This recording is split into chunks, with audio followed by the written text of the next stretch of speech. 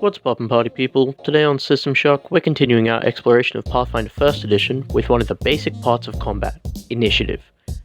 Initiative is a portion of combat that is both incredibly common, but I also see a lot of confusion about it. One of my subscribers actually asked me to make this video specifically because it's something they struggle with. In this video, I'm going to be covering both the rules of Initiative and how it works, as well as a few common mistakes. Initiative is a check that everyone involved in a combat makes when combat begins. It determines who is first to act and in what order, and it's usually in reaction to something specifically starting the fight. Already, I'm at a point where I see people doing it wrong, both in my own games and on podcasts and streams. Initiative is called for when there is something to react to beginning the fight, not when someone throws the first punch. For example, I recently ran a game where the players knew that there was something up a tree watching them. They suspected it to be one of the Mitflits that they'd been fighting, but they weren't sure.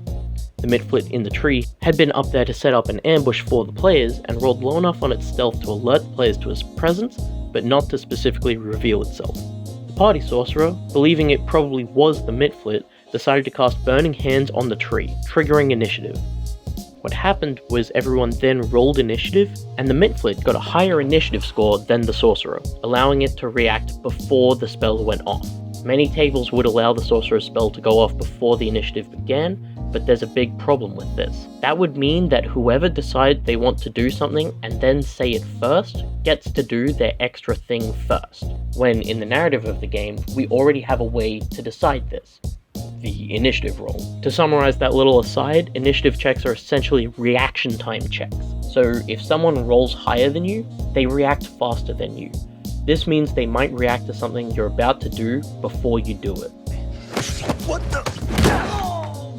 Lesson 1. Strike first. Never wait for the enemy to attack. You could give me like a warning. Quiet! Obviously this isn't a perfect system, and it can really suck when your Burning Hands gets jumped over by a rogue, but that's kind of the whole shtick of a dex-based character. Let them have it while you go and make your own private dimensions or whatever you do. Right, so initiative is made to begin combat. It's usually a dex-based check, and while there are traits and feats that improve it or change it, in general it's dex-based. Write down everyone involved's result from highest to lowest, with ties broken by who has the highest modifier. If those are also tied, we go to a roll-off. This list is the order that everyone takes their turns in. The GM might decide to simplify fights with large numbers of enemies by grouping them together in one initiative roll. For example, all of the Goblin Warriors might act on the same initiative score, while the Goblin Bard and Chief get their own rolls. Keeping track of initiative scores doesn't have to be the job of the GM. Getting one of the players who is usually pretty switched on and knows what they're doing to handle it can take that edge off the GM, who usually has a lot going on. Give them a goddamn break for once. Look at all these goblins. If you're playing online or using an initiative tracker, consider putting your modifier as a decimal, like 4.4, so that way ties are automatically broken. Any character that has not yet acted in initiative is flat-footed. This means that they are denied their dex bonus and dodge bonus to AC, and can't take attacks of opportunity or immediate action. If you have Uncanny Dodge, you can't be caught flat-footed at all, so you're fine. And if you don't have Uncanny Dodge, you can at least take the Combat Reflexes feat to let you make attacks of opportunity while flat-footed. If a participant of the combat gets the jump on another, that means there's a surprise round. The surprise round is a bonus round before the regular round begins, and if you weren't aware the combat was about to happen, then you don't get to act in the surprise round. This might be because you've been snuck up on, you might be asleep, or you might not spot that the nice kid you're talking to was holding a knife the whole time. During the surprise round, everyone only gets either a standard or move action. No swift actions unless you give up your standard or move action, but you do still get free actions. Additionally, anyone that hasn't acted yet is still flat-footed, so sneaking up on someone is a great way to guarantee sneak attack. Who knew? Now, normally initiative is pretty set once the round begins. However, there's a couple of actions you can take to really mess around with it. The first is to delay your turn.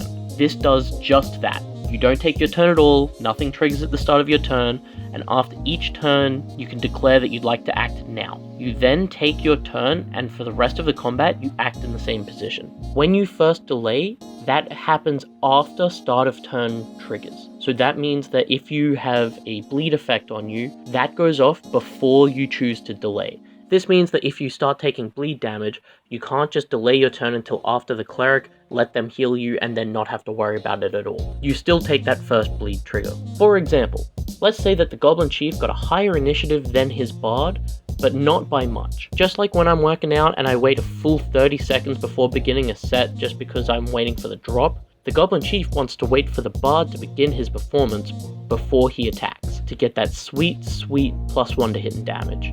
So the Chief delays his turn. The Bard on their turn begins their bardic performance, moves, and then ends their turn. The Goblin Chief now decides to act, charging in with that sweet damage buff.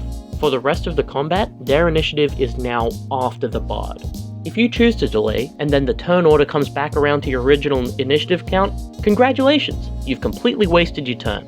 Don't be afraid to just pull the trigger. Speaking of triggers, another way to manipulate the turn order is to ready an action. Readying an action is a standard action, allowing you to prepare a standard, move, swift, or free action under a specific circumstance. If the trigger goes off, so does the readied action. The action goes off immediately, and your initiative score changes to just after the turn of whatever triggered the action. You can take a 5-foot step as part of the readied action, so long as you didn't move at all on your turn and aren't moving as part of the action. Just because the trigger goes off doesn't mean you have to take the action. For instance, if you said, I want to stab the first person that gets near me, and then the wizard runs past you, you don't have to stab the wizard. But she doesn't have to know that. For example, the Goblin Bard passes their spellcraft check and recognizes the wizard's ring as an arcane focus. They inform the Goblin Chief, who is remarkably shrewd. They tell 2 of their goblins to shoot the wizard if she tries to cast a spell. The goblins on their turn take a free action to drop their dog slices, a move action to retreat, pull out their short bows during the move, and then ready an action as a standard action to shoot the wizard when she begins to cast. Because the readied actions go off immediately, the attacks happen before the wizard finishes her spell, and if one hits, she has to now make a concentration check or lose the spell. And that's basically it when it comes to initiative. There are a few different spells, feats, and class abilities that wonk with your modifier, such as the reactionary trait, which gives +2 to initiative, or the Noble Scion of War feat, which lets you use charisma instead of dexterity for your initiative. I'm gonna leave that for you guys to discover though. The highest initiative bonus I've ever played with was a shuriken-based ninja, who had +12 to initiative at level 8. This was because without sneak attack, each shuriken only did 3 damage, but he could throw 6 shuriken at once, which could each deal 4d6 sneak attack.